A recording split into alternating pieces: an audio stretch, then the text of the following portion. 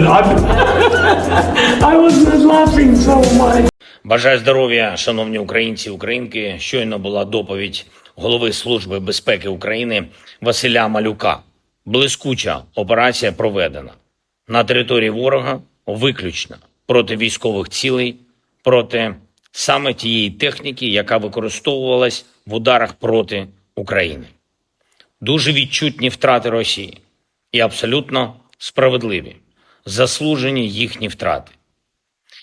Дякую Службі безпеки, особисто генералу Малюку, також всім, хто був задіяний в операції. 最近乌克兰那事儿啊，那叫一个胆儿肥啊！无人机大闹俄罗斯后院，乌克兰这次玩的真的是一个艺高人胆大。你瞅瞅啊，这个无人机都飞到俄罗斯西伯利亚了，那可是挨着蒙古国边的地方啊！这要是搁以前，谁敢想啊？泽连斯基那家伙啊，尾巴都快翘天上了。说这是啥？精心策划1年多的大行动，117架无人机啊，齐刷刷出动，给俄罗斯整了个措手不及。他还美滋滋的说啊，规划、组织、细节那叫一个完美啊，绝对是教科书级别的。哎呦喂，这话说的啊，就差给自己颁了个奖了。听说这事代号叫“蛛网”，策划了1年半09天。泽连斯基亲自指挥，安全局局长马柳克带队。你看看啊，总统都亲自上阵了呀！这泽连斯基还晒了他跟马柳克商量的照片，成功啊，俩人还抱一块儿了。一大帮人啊，远程操控无人机啊，那场面啊，跟科幻电影似的。这次乌克兰盯上了俄罗斯4个空军基地，最远的那个空军基地啊，离乌克兰啊4000多公里。我的天哪，这无人机是坐着火箭去的吧？乌克兰说，他们这次干掉了俄罗斯40多架战略飞机，啥 A50预警机、图95轰炸机、图22M3轰炸机啊，都给报销了。说俄罗斯34%的战略飞机啊都没了，损失超过了70亿美元啊！这数字啊，听着都吓人啊！听说这117架无人机都是那种常见的 FPV 4旋翼无人机。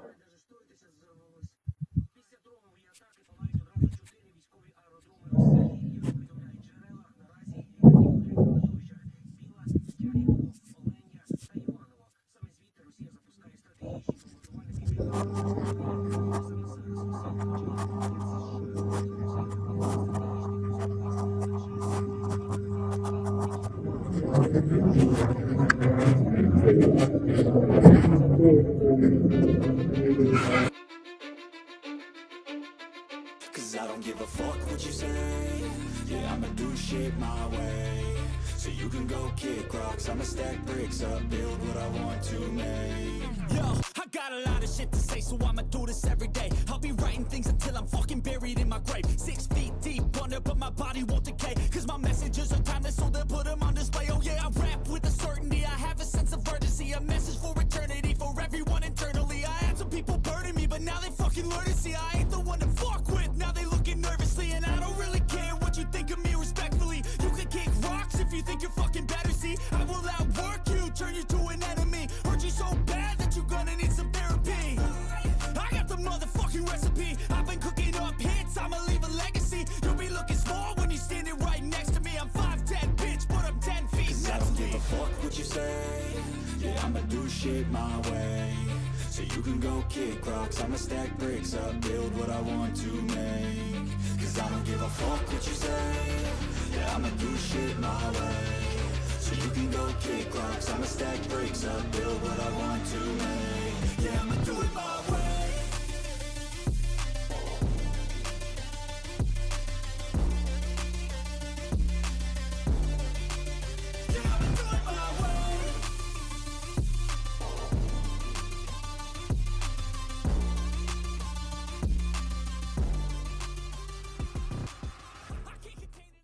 乌克兰人把他们藏在木头房子里，伪装成卡车，开到俄罗斯军事基地附近，然后打开屋顶，无人机就飞出来发动攻击了。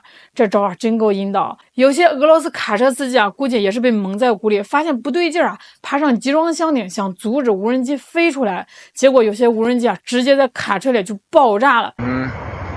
At a petrol station north of Irkutsk, a glimpse of the operation in progress. With smoke already rising behind, a drone emerges from the truck and heads off to join the attack. Moments later, another, and gunfire as police officers try to bring it down. Ukraine claims to have done a staggering $7 billion worth of damage and knocked out a third of the planes Russia uses to deliver cruise missiles. 泽连斯基还说他们的人都安全撤离了，这话说的好像就是在拍好莱坞大片啊！就连美国那边也出来说话，说乌克兰发动袭击前没跟他们打招呼。俄罗斯国防部当然不干了，说这是恐怖袭击，说乌克兰袭击了5个俄军基地，还说袭击被他们击退了，只有几架飞机着火，没有人员伤亡，还抓了几个恐怖袭击参与者。不管咋说乌克兰这次能深入俄罗斯境内4000多公里，还搞成了，说明乌克兰情报系统渗透能力和特种作战实力那真不是盖的乌克兰安全局官员还放话说，这是一个转折点，我们的无人机现在已经深入敌人后方了。这话里话外都透着一股得意劲对俄罗斯来说，这次被打脸打得啪啪响前线战场上俄军是占点便宜，但后方防守这么拉垮，这说不过去这也说明这俄罗斯情报部门交通部门、防空部门、军事基地都存在着严重问题。战争时期这可是要命的Аеродром Білая – це там знаходиться полк російських бомбардувальників Ту-22М3. Це, значить, 220-й важкий бомбардувальний авіаполк. В Оленії знаходиться 40-й змішаний авіаційний полк. Там одна ескадрилья бомбардувальників Ту-22М3. І туди ж перелетіла значна кількість стратегічних бомбардувальників Ту-95МС.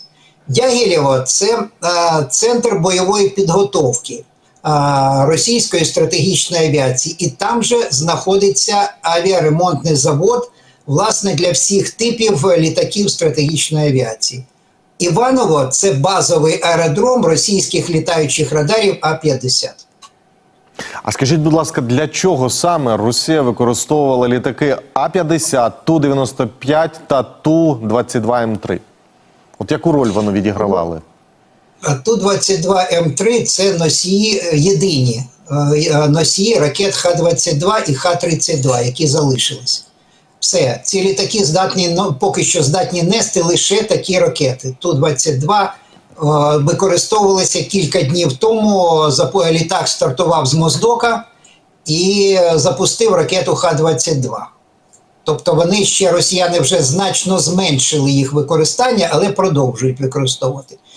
Літаки Ту-95МС, стратегічні бомбардувальники, це основні носії ракет Х-101, і майже на 95% саме цей тип використовується для пуску ракет Х-101 по Україні.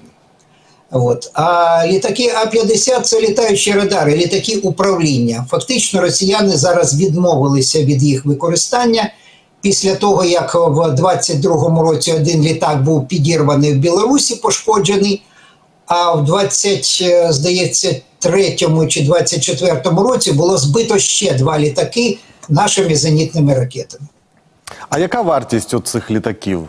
А-50, Ту-95 та Ту-22М3? Ну, найдорожчі з них А-50, тому що цей літак напханий радіоелектронною апаратурою під зав'язку.